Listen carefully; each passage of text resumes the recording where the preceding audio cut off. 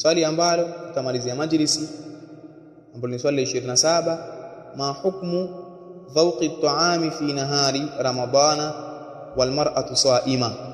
Nipi hukumu ya kuonja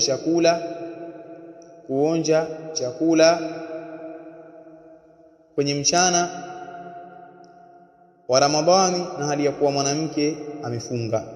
Hukumu ya kuonja chakula mchana wa Ramadhani na hali ya kuwa mwanamke amefunga. Na hili nalo ni katika yale maswali ambalo hujirejea sana kwa wanawake kuuliza. Kwa hiyo ya hitajia pia nalo wawe makini nalo. Aljawabu, jibu la hili swali ama swali hili, hukmuhu la ba'sa bihi.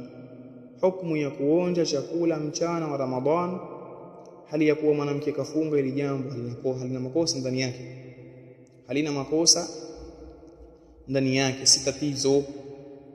Lidu'a'il hajati ilayhi, kwa kule kupelekea haja kwenye hilo, maana haja yataka kwenye hilo. Kama kuna wakati mtu atahitajia yeye aonje nini? Aonje chakula. Walakinaha, lakini huyo mwanamke, talfadhu ma dhaqatuhu, atakitema kile ambacho amekionja, si akameza, sababu karuhusiwa. Wanasema Waswahili, si akapewa ruhusa ndogo akajipelekea kwenye ruhusa kubwa, kupewa lifti akataka apige na honi. Sio hivyo.